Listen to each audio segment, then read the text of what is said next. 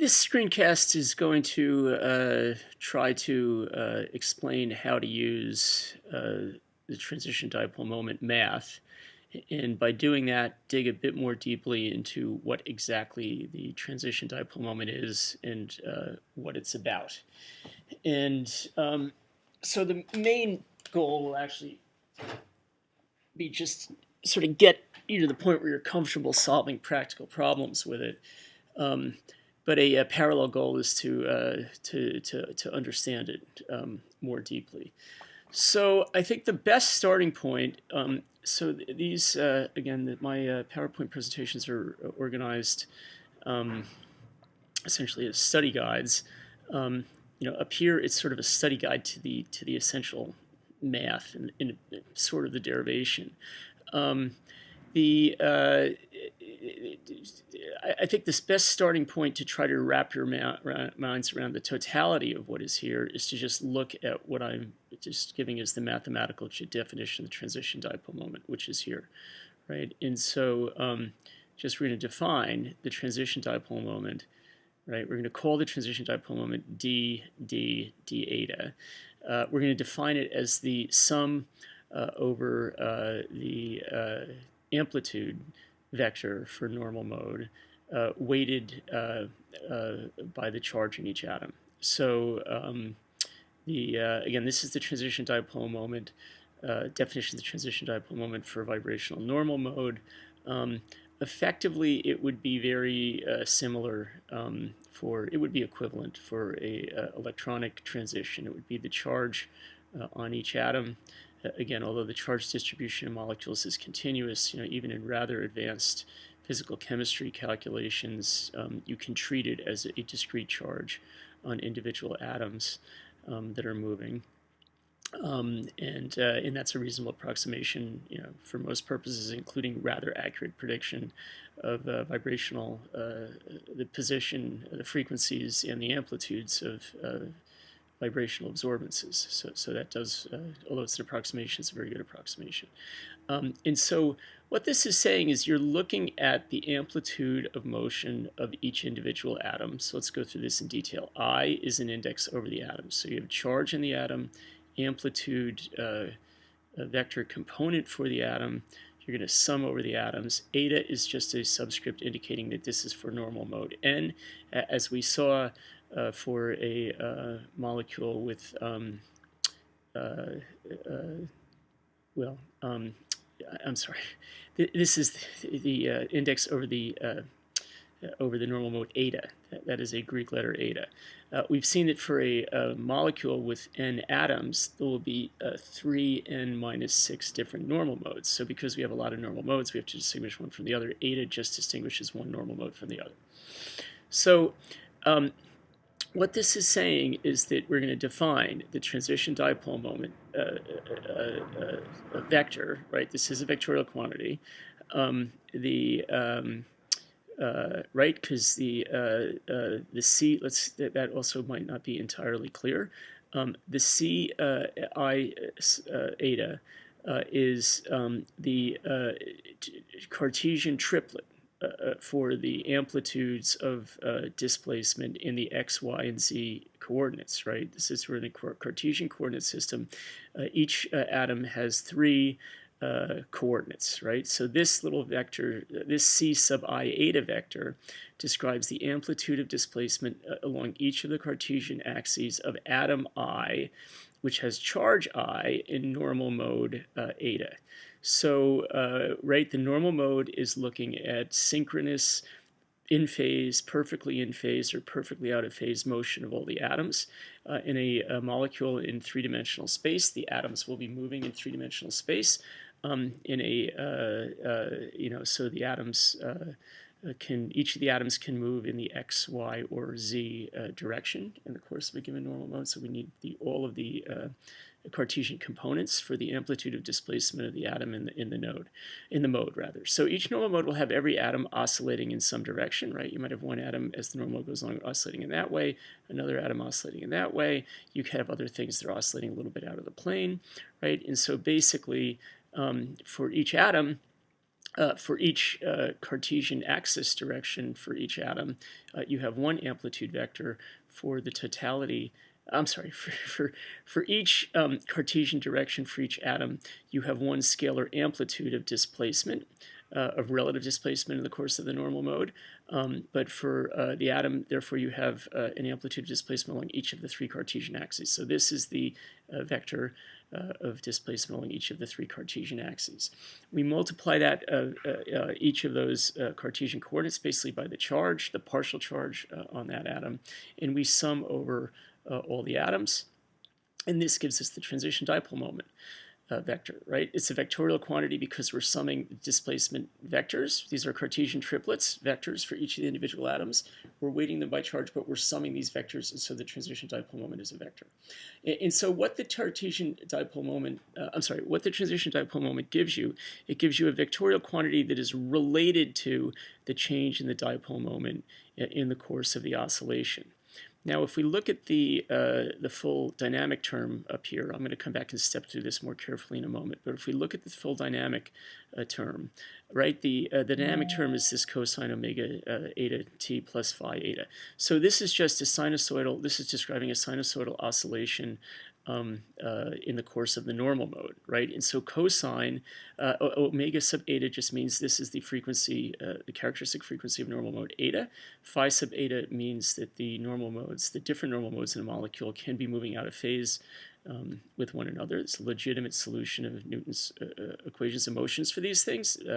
They can, the normal modes basically sort of vibrate independently according to the solution of the Newton's equations, Newton's laws of motion for these kinds of systems. So there can be a phase-off set between normal modes.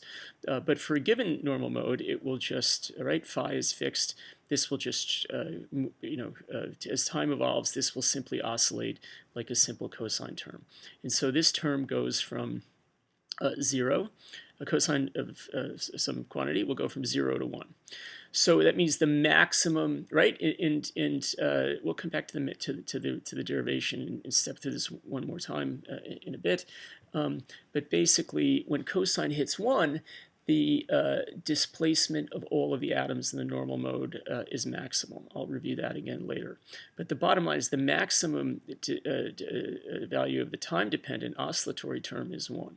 So the maximum movement of the atom in the course of the normal mode is given by the amplitude in this coefficient vector, right? The coefficient vector is going to be multiplied by this cosine term to describe actually the spatial evolution of the atom. The maximum value of the cosine term is 1. The maximum displacement of each atom will be given along each Cartesian direction will be given by that scalar component of this Cartesian displacement vector. So that's the maximum displacement in the normal mode. So in effect, what we're doing here is we're summing up the maximum displacement of each, the vectorial maximum displacement of each atom in the normal mode, weighted by the charge, the partial charge on that atom. We sum that up. That's the transition dipole moment. So in terms of solving related problems, that's really all you need to know. It's a simple vectorial sum over the atomic displacements weighted by the partial charge at each atom. That gives you the transition dipole moment. So, operationally, that's actually rather simple. Now, what does it mean? Well, as we just noted, this sum will give you the maximum change in the dipole moment from the equilibrium position, right? Now, the cosine term will go from the maximum of 1 to a minimum of -1, so you will get a maximum increase in vectorial dipole moment given by this sum, and then and then on the opposite end, as it were, the decrease in the dipole moment at the other end of the oscillation will be the negative of this, right? Cosine goes from -1 to +1. That means the dipole moment will oscillate from having a -1 weighting of this to a +1 weighting, right? And so that describes essentially a vectorial oscillation, right? That you will, so basically, if we do this sum and we calculate the transition dipole moment vector, so let's just say we do the sum, we calculate the transition dipole moment vector. This is relative to some, let's say, molecular center of mass. So let's say that's the transition dipole moment vector. What will happen is this cosine goes from +1, right? The instantaneous value of the I'll go through the math again in a minute to sort of try to connect everything together, but just to begin with, a big picture, the cosine will be maximally 1. That means the maximum value of the molecular dipole moment will be the maximum change in the molecular dipole moment during the course of the oscillation. Let's say it's represented by this vector. I'm sorry, when the cosine term goes to 1, you will get this vector, which is simply the value of the transition dipole moment. When it goes to -1, you will have a vector that is exactly equal in magnitude and exactly opposite in direction. And so effectively what this is doing is describing the oscillation of the dipole moment in the molecule in the course of this normal mode. Again, in the case of an electronic absorption, for quantum mechanical reasons, the math works out to be exactly the same. And the physical principle is pretty similar. You are seeing a change in the dipole moment in going from the molecular ground state to the excited state, and this transition dipole moment effectively describes the change in the dipole moment. Hopefully, it's pretty easy to see how this would correspond to right when a molecule undergoes an electronic transition, the electrons move around. That changes the charge distribution. That effectively changes the partial charge on the atoms. Why that's an oscillatory phenomenon, that you have to get into the quantum mechanics to see. But the bottom line is the math is going to be awfully similar. For an electronic transition, the transition dipole moment would be described fairly similarly. Only in an electronic transition, typically the nuclei are staying in the same place, so you would not have displacement coordinates, but the partial charges on the atoms change as the electrons move around. So hopefully that's not too distracting or confusing a digression. But let's get back now to the transition dipole moment for the vibrational oscillation, right? So essentially, these kinds of vectors of this kind, right? They could have a different magnitude, they could have a different direction, but the normal mode, during the normal mode, the transition, the dipole moment will increase along some vectorial direction and then decrease in exactly the opposite direction. So effectively, the dipole moment in the course of the normal mode will oscillate along this axis. And what's going to happen to drive the electronic transition is that the electric field that is going at the same frequency as the normal mode will be able to do work and drive and basically input energy into this normal mode and thereby increase. You could think of it as the amplitude of oscillation or simply the energy of the normal mode. So that's really the most important conceptual content. Might be a little bit hard to sort of process on the fly, but let's just step back before we go on and point out that, again, empirically, what the normal mode, the empirical calculation of the transition dipole moment vector is very simple. You simply take the amplitude of the oscillation for every atom along every Cartesian coordinate. For a given atom, there are 3 Cartesian coordinates, so you have this amplitude vector reflecting the Cartesian, the amplitude of displacement along each Cartesian coordinate in the course of the normal mode. You take that amplitude vector for each individual atom, weigh it by the partial charge on that atom in that quantum state,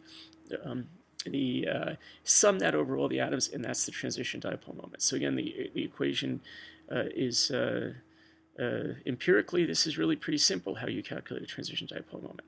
Now let's go back and step more sequentially through what it is, and hopefully that combined with this sort of attempt to give you a view of the big picture will enable you to consolidate your understanding. You should already be able to solve practical problems because, again, the computational core of this is quite simple.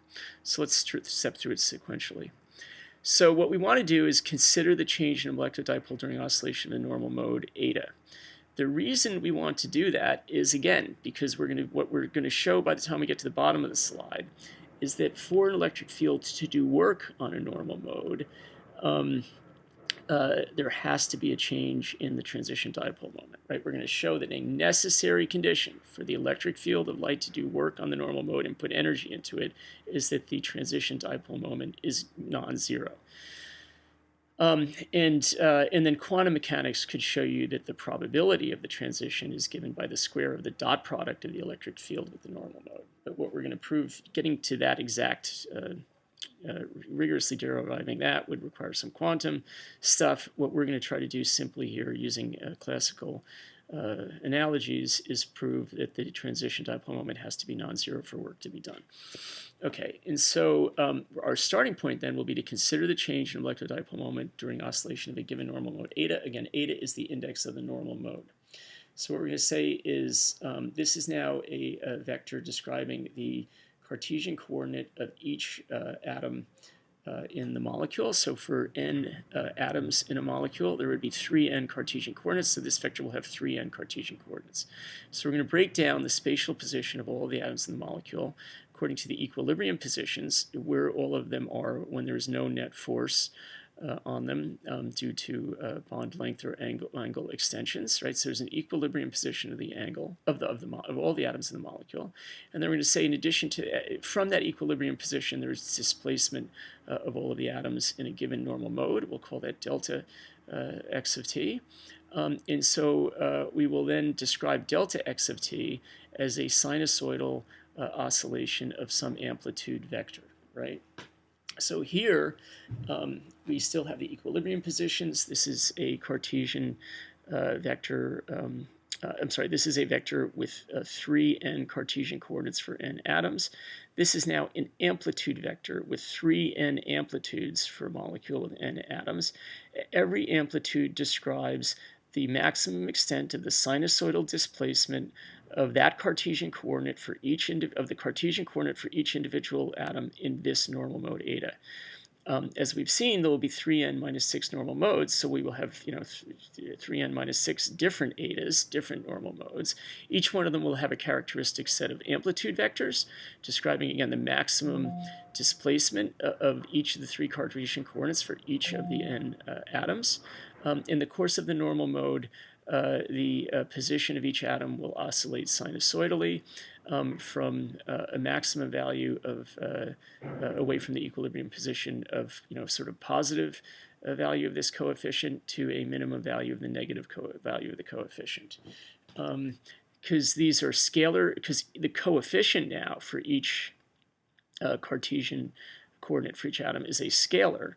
Right, so each along each Cartesian coordinate, this is going. The Cartesian coordinate is oscillating back and forth. I'm sorry, the projection of the atom on some Cartesian axis will oscillate back and forth. The amplitude coefficient for each coordinate for each atom will be a scalar. It can be positive or it can be negative, but it will be a scalar. The magnitude of the scalar, of course, determines eventually the length of the spatial displacement. Larger c, longer length of spatial displacement along some axis. So the amplitude, the magnitude of every scalar in this vector determines how much and how far that atom moves in the course of the how far that atom moves along that axis, projected along that axis during the course of the oscillation, and then these are scalars, real scalars. They can be positive or they can be negative. The magnitude, the absolute value of the coefficient, again, determines the amplitude of oscillation of an atom along a given Cartesian axis. The sign determines the relative phase of the motion, right? So it can be positive, meaning, as this, if this is positive, as cosine becomes greater, this atom will move this way. If it's negative, the atom would move in the opposite way. So all of the atoms are moving synchronously, but some of them might be moving along the positive direction, while others are moving along the negative direction. So that's why I've said they can be either perfectly in phase, they're all moving, sort of in a positive direction along x, or they can be, some of them will be moving along the positive direction in x, while others are moving along the negative direction. But all of those motions will be absolutely synchronized in the normal mode. Okay, so this describes now the vibrational oscillation. This is a complete description of the vibrational oscillation in normal mode eta. It's got a characteristic frequency. It's got a characteristic set of amplitudes of oscillation for each atom along every Cartesian axis. So now we're just going to, sort of reformulate this. We're going to go from, we're going to say rather than describing each of the individual, rather than describing the molecule by one positional vector and one displacement vector, we're going to break it down to a set of three component vectors describing each atom. So again, this vector describes the 3n Cartesian coordinates. This is now a set of three Cartesian coordinates for each individual atom. So now this is the Cartesian coordinate equilibrium position for each atom. Each atom has three Cartesian coordinates. This will be a vector with three components. This is now the displacement vector for each individual atom. That displacement vector is, the sinusoidal oscillation is the same. We've now just gone from a single vector describing all of the Cartesian coordinates to all of the atoms to a set of Cartesian coordinates describing the three Cartesian components for each individual atom. We can now take the equation for the dipole moment, which simply tells us it's the first spatial moment of the charge distribution. We're just going to sum the position of each individual atom weighted by its charge over the entire molecule, right? So now this step going from here to here, we've come up with a simple, concise expression for the spatial position of each individual atom related to the amplitude coefficients of the normal mode and the frequency of the normal mode. We now just take this expression describing the motion of each individual atom. We plug that into the equation describing the molecular dipole moment, and now the math is very simple. We can distribute the QI. Of course, the index I, it means these are different for every atom, but for a given atom, we can distribute the QI over the XI and the oscillatory component. And so what we get then is the sum of QI times XI, and then note this cosine omega t term is the same for every atom in every coordinate of every atom in a given normal mode, right? Again, in the normal mode, all the atoms are moving synchronously, either perfectly in phase or perfectly out of phase. The oscillation of every atom is described by this single sinusoidal term, right? So that's independent of the index of summation over the atoms. So we take that sinusoidal term out and we get a second sum. That sum is the sum of the partial charge in each atom times the amplitude vector for the displacement of the atom, of the coordinates of the atom in the normal mode, right? So again, the amplitude vector for the displacement of a given atom in a given normal mode eta will contain the coefficients for atom, the Cartesian coefficients for atom I in the normal mode amplitude vector describing the total motion of all coordinates, right? And so now we've broken that down into the amplitude vector for each individual atom. Again, three Cartesian coordinates describing three scalar components describing the maximum displacement of the atom along each of the three Cartesian coordinates, and then we weight each of that by the partial charge on the atom. And we can sum that up over the entire molecule. Again, we can distribute out this cosine omega eta t plus phi eta term because in a given normal mode, all the atoms are oscillating at exactly the same frequency with exactly the same phase, except for the fact that some can have negative coefficients and some positive coefficients. They can be either perfectly in phase or perfectly out of phase, but they all share the same phase term in the sinusoidal oscillatory factor. Okay, and so now what we're going to do is we're just going to define this as the transition dipole moment. This is where I started. I'm just going to define this sum, the sum over the individual partial charges times the amplitude vector in a given normal mode for a given atom. That sum is the transition dipole moment. And for the moment, that's just going to be a matter of definition. Quantum mechanics could show you that that is actually quantitatively related to the efficiency of absorbing electromagnetic radiation. In a moment, we're just going to show that this is necessarily has to be non-zero for work to be done. Before we go there, let's just look at what's happening to the dipole moment of the molecule in the course of the oscillation. So this sum, the sum of QI xi, this is basically the dipole moment of the molecule at the equilibrium position. When all of the normal oscillations are at their equilibrium position, this is sort of the resting position of the molecule, as it were. If you're thinking of beads on a spring, these are with or masses on a string. This is with all, I'm sorry. If you're thinking of masses on springs, this describes the set of coordinates with all of the masses at rest in the springs at equilibrium positions, right? So this is effectively the molecular dipole moment of the molecule at equilibrium, at the vibrational equilibrium of every normal mode. And then this is, of course, the cosine term, again, is independent of atomic index. So we get a second term here that is a sinusoidal oscillation according to the transition dipole moment vector. So what emerges from this? We get that the molecular dipole moment at time t is given by the dipole moment of the molecule at equilibrium, at positional equilibrium, plus a sinusoidal oscillation of dipole moment along the transition dipole moment vector, right? And this gets back to what I was talking about before, right? This weighted summation over Cartesian vectors for each, Cartesian amplitude vectors for each individual atom. We do this weighted summation, we get a vector in three-dimensional space. What we're saying is the dipole moment of a molecule will oscillate sinusoidally along that transition dipole moment vector. Right? So the molecular dipole moment will undergo a sinusoidal oscillation, right, along a given trajectory.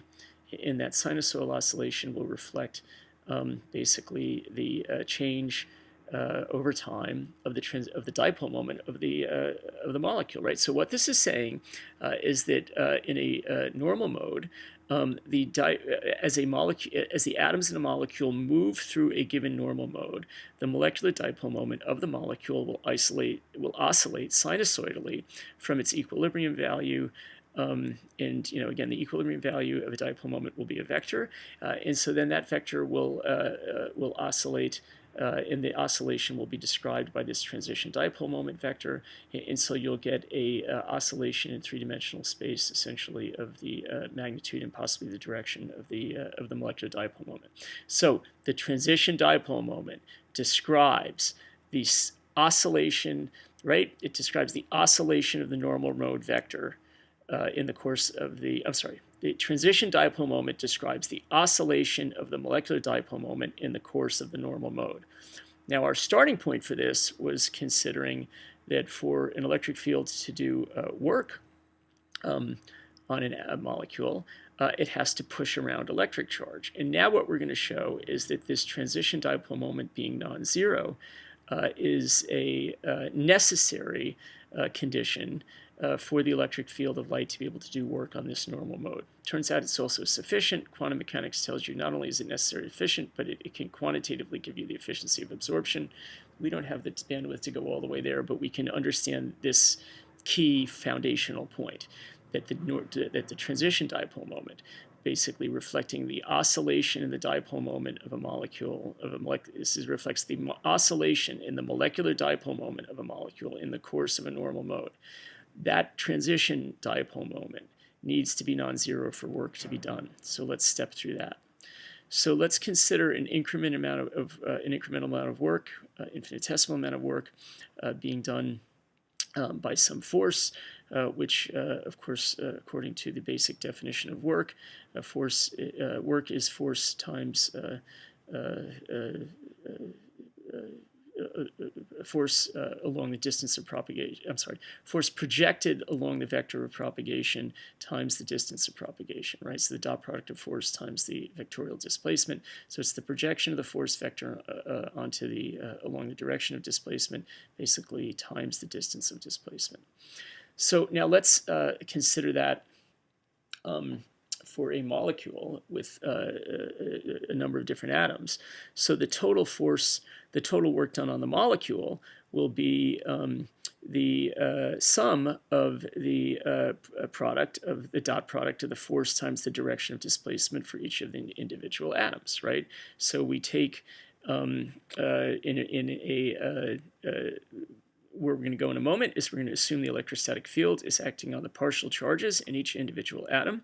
So we have, we're going to break up the total amount of work done, which is the force again, times the direction of displacement, and we're going to break that down to the force on individual atoms. So we're going to say the force on the dot product of the force on an individual atom times the differential of displacement, the vectorial displacement of that atom. That dot product summed over all of the atoms will give the total force, right? Because force is sum, we're now going to sum on the force over all of the atoms.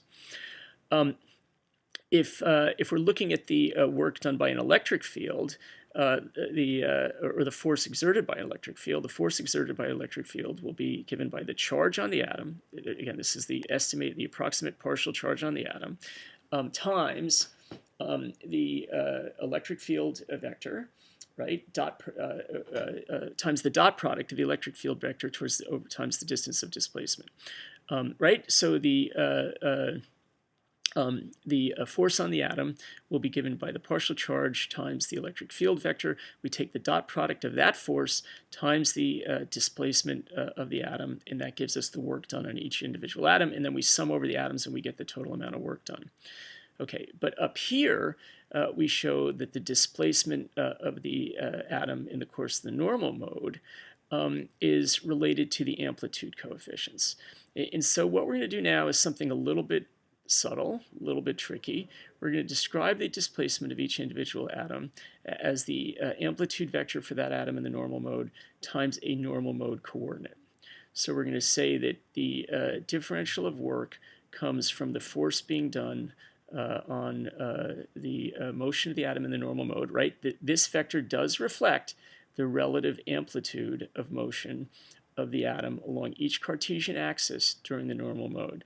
When you look at the totality of this atomic amplitude vector, it describes the amplitude and the direction of the motion of the atom through the course of the normal mode.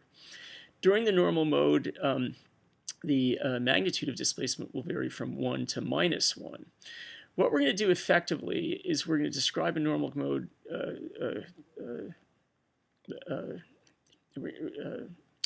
effectively a normal mode coordinate. Here we're describing a displacement. d eta is the displacement in a normal mode coordinate. Effectively, we're going to say the displacement of the normal mode, we're going to define the displacement of the normal mode coordinate as cosine omega eta t plus phi eta. So we're saying that in the course of the normal mode, this describes the relative amplitude in the direction of oscillation of each atom.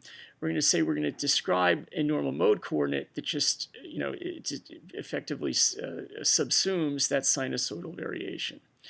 So another way of looking at this is that as the value of the sinusoidal term oscillates, right, you are always, again, so this is, I put this up here earlier to sort of roughly schematize the change in a molecular dipole moment through the course of a normal oscillation in a normal mode, right? The molecular dipole moment is oscillating along some spatial axis.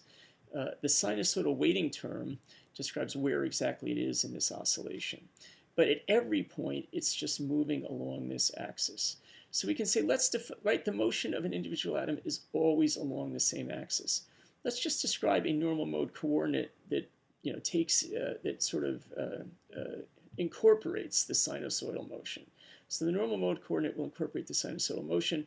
We'll weight that by the atomic amplitude vector, and that's fine because along a sinusoidal motion, you're always moving along that same vector, right? And so then we can say that the work done is going to be now the dot product of the electric field with the amplitude vector for each individual, the amplitude vector of the the amplitude vector giving the relative displacement and the maximum displacement of every atom during the normal mode. And we're just going to say we're going to now, to look at the infinitesimal amount of work done, we're just going to weight that by some infinitesimal normal mode coordinate. This is a little bit subtle. It is mathematically honest in the end. It's probably sort of hard to see why exactly this works. Ultimately, what's important is that this mathematical description can be integrated in a rigorous way into quantum mechanical calculations of probability, transition probability, which they can. So for the moment, let's just say this is a generalized coordinate that describes the infinitesimal of displacement along the normal mode. infinitesimal vectorial displacement of an atom in a normal mode. Right, and so then you'll have that, and again, the direction of displacement is always the same throughout the entire normal mode. It's always moving either up or down along this axis, right? And so the amount of work done in the infinitesimal amount of work done as you move through the normal mode coordinate, it's always going to be along this axis, right, along this amplitude vector.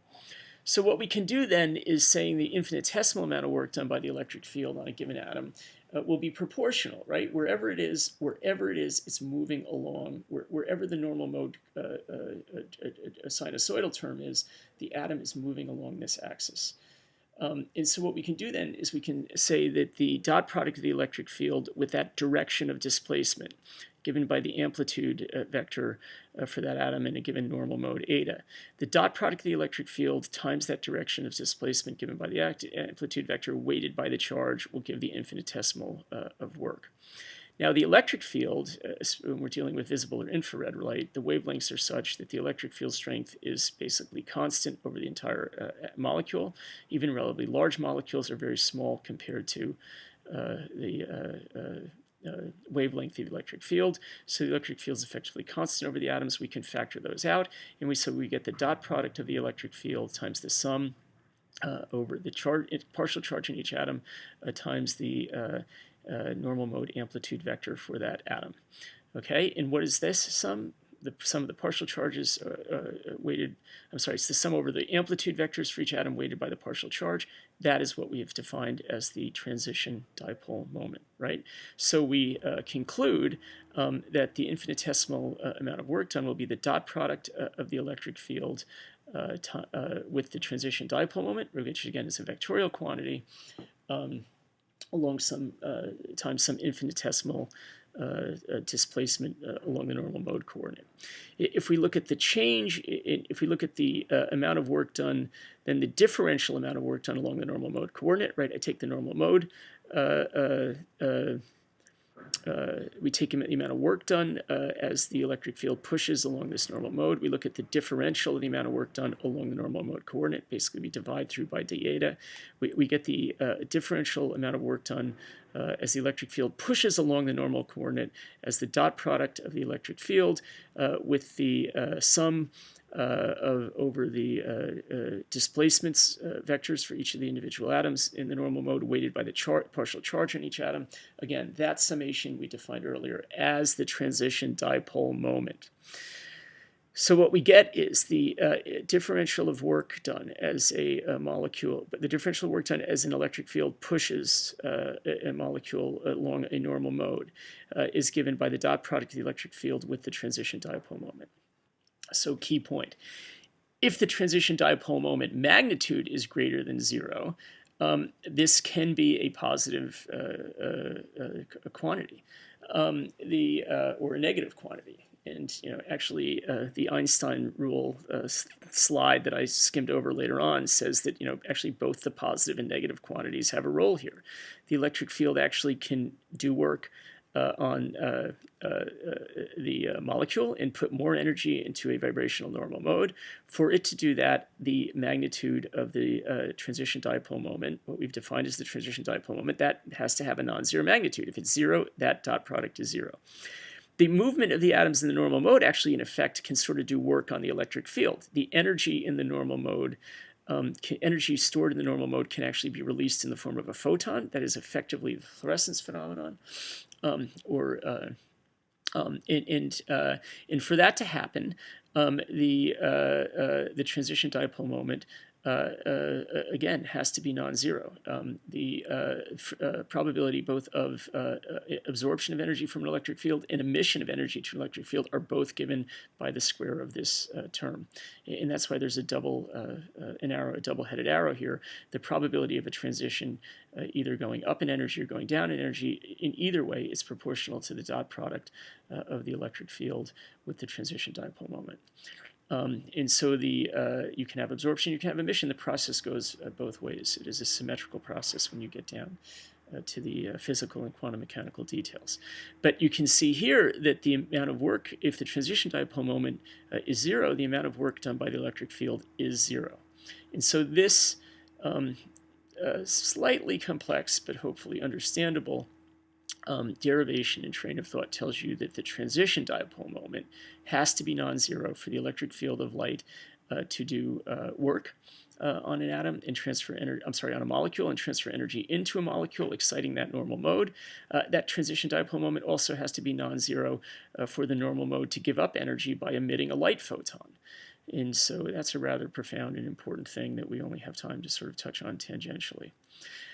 So let's just go back to the most important basic point that you need in order to be able to solve related problems. We've defined the transition dipole moment as the sum over the amplitude, the Cartesian displacement, the Cartesian vector describing the amplitude of displacement of an individual atom in a molecule in the course of a normal mode, weighted by the partial charge on that atom, right? So again, this vector represents the amplitude of displacement of an atom along each Cartesian axis in the course of a normal mode. We weight that Cartesian amplitude vector by the partial charge. We sum that up, we get the transition dipole moment. The transition dipole moment reflects the spatial oscillation of the molecular dipole moment in the course of the normal mode. For light to do work on that normal mode, there has to be a non-zero oscillation in the molecular dipole moment. The transition dipole moment has to be non-zero. If the transition dipole moment is non-zero, that's a necessary condition for the electric field to do work on a molecule and put energy into the normal mode. It's also a necessary condition reciprocally for the normal mode to give up energy and emit it as a electromagnetic photon. Quantum mechanics will show that, in fact, the probability of a transition either to higher energy or to lower energy is going to be proportional to the dot product of the electric field with the transition dipole moment quantity squared. And the fact that this is reciprocal is actually where it's how lasers work. Lasers involve a stimulated emission of radiation. This is saying that the electric field can both actually pump energy into the molecule, and that the absorption process is the field pumping energy in. The emission process is energy coming out of the normal mode and being released as electromagnetic photon. And the probability of either of those events is proportional to the dot product of an electric field with the transition dipole moment. So actually, the electric field can also stimulate emission of photons, effectively can stimulate fluorescence. That's where lasers come from. So hopefully that helps you wrap your mind around this. Again, empirically, what you need to know to solve a related problem on the exam is very simple. You take the Cartesian displacement vector for each atom in a normal mode. You sum that over the partial charge in the atom. That gives you the transition dipole moment. So calculating this should be easy. Hopefully this screencast has helped you understand where that comes from, what it's useful for, why it's important. And hopefully this has helped you understand the physical universe in a slightly more complete way.